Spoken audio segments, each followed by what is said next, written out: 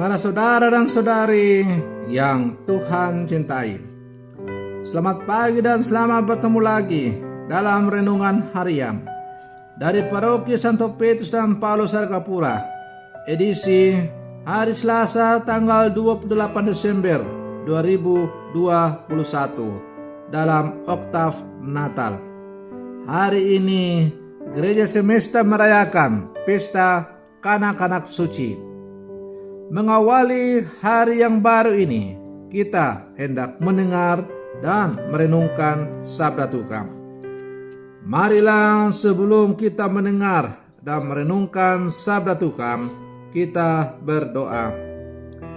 Dalam nama Bapa dan Putra dan Roh Kudus. Amin. Allah Bapa, sumber kehidupan, pada hari ini kanak-kanak suci martirmu memuji keagunganmu, bukan dengan kata, melainkan dengan darah. Kami mohon semoga iman akan Dikau yang kami ucapkan dengan lidah, juga kami nyatakan dengan perilaku hidup. Bersabdalah ya Tuhan, kami siap untuk mendengarkan. Terpujilah Engkau Bapa, Putra dan Roh Kudus, kini dan sepanjang segala masa. Amin. Para saudara dan saudari yang Tuhan cintai, sabda Tuhan yang hendak kita dengar dan kita renungkan untuk mengawali hari yang baru ini, hari Selasa 28 Desember 2021, pada pesta Kanak-kanak Suci atau hari keempat dalam Oktav Natal, diambil dari Injil Matius pasal 2 ayat 13 sampai 18. Tuhan bersamamu. Inilah Injil Tuhan kita Yesus Kristus menurut Santo Matius. Setelah orang-orang Majus yang mengunjungi bayi Yesus itu pulang, tampaklah malaikat Tuhan kepada Yusuf dalam mimpi dan berkata, "Bangunlah, ambillah anak itu serta ibunya, larilah ke Mesir dan tinggallah di sana sampai aku berfirman kepadamu, karena Herodes akan mencari anak itu untuk membunuh dia."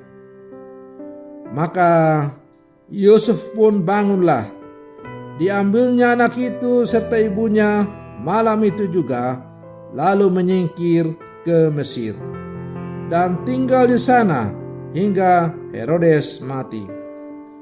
Hal itu terjadi supaya genaplah yang difirmankan Tuhan oleh Nabi, "Dari Mesir kupanggil anakku." Ketika Herodes tahu bahwa ia telah diperdayakan oleh orang-orang Majus itu, ia sangat marah.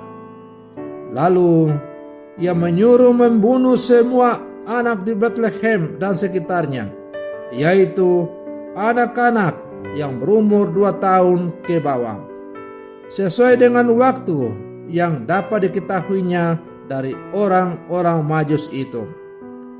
Dengan demikian, genaplah firman yang disampaikan oleh Nabi Yeremia. Terdengarlah suara di Rama, tangis dan ratap yang amat sedih. Rahel menangisi anak-anaknya, dan ia tidak mau dihibur sebab mereka tidak ada lagi. Demikianlah sabda Tuhan. Para saudara dan saudari yang Tuhan cintai, dalam bacaan Injil yang baru saja kita dengar bersama, Herodes membunuh anak-anak karena khawatir kehilangan kekuasaannya. Berita tentang lahirnya raja dari segala raja sudah membuat hatinya was-was dan gelisah, dan karena itu dia ingin menghabisi semua orang yang bisa mengambil kekuasaannya. Karena merasa ditipu 3 orang Majus dari timur, Herodes secara membabi buta membunuh semua anak yang berumur 2 tahun ke bawah. Kematian anak-anak itu memuaskan, menenteramkan hatinya, dan menghentikan keberingasan Herodes. Anak-anak yang tidak berdosa itu harus mati demi melapangkan jalan kekuasaan Herodes, karena Herodes merasa terintimidasi oleh kelahiran sang putra kebenaran, yakni Yesus Kristus. Dalam arti itulah mereka disebut sebagai martir-martir suci. Para saudara dan saudari yang Tuhan cintai, pembunuhan kanak-kanak suci oleh Herodes yang haus kekuasaan itu menunjukkan bahwa betapa nafsu manusia untuk berkuasa amat kuat, sehingga harus mengorbankan orang yang tidak berdosa. Dan itu sampai sekarang kita masih jumpai.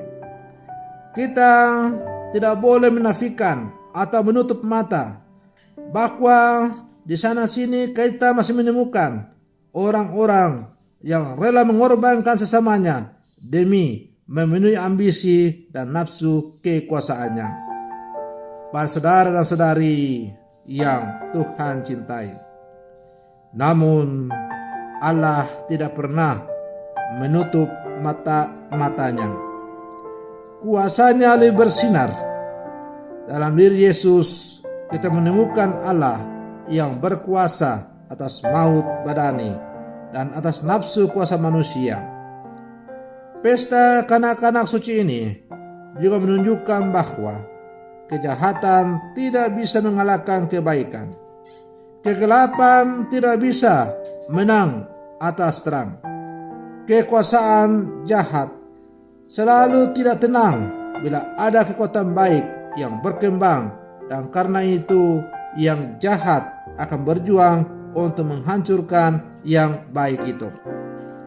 Para saudara dan saudari yang Tuhan cintai, karena itu sebagai murid-murid Yesus yang hidup di zaman sekarang, kita hanya bisa menghancur leburkan kejahatan-kejahatan yang ada di muka bumi ini, yang kita jumpai atau mungkin kita alami dalam kehidupan kita, apabila kita membalas kejahatan itu dengan kebaikan.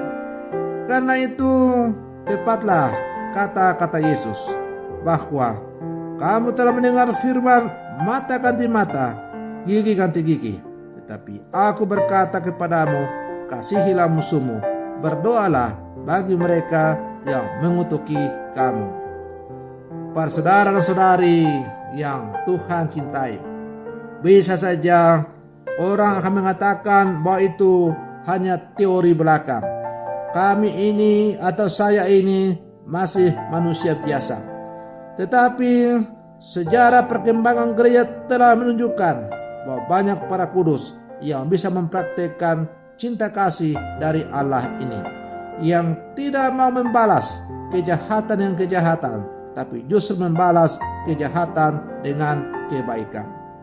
Para kudus, para martir telah memberikan contoh teladan bagi kita bagaimana membalas kejahatan dengan cinta yang begitu mendalam.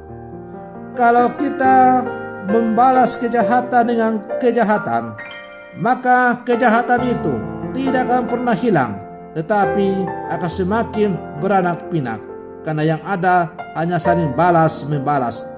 Sebaliknya, apabila kita memutus rantai kejahatan itu dengan membalas kejahatan dengan kebaikan, maka yakin dan percayalah, rantai kejahatan itu akan putus dan musnah, dan akhirnya dunia akan diliputi oleh damai sejahtera.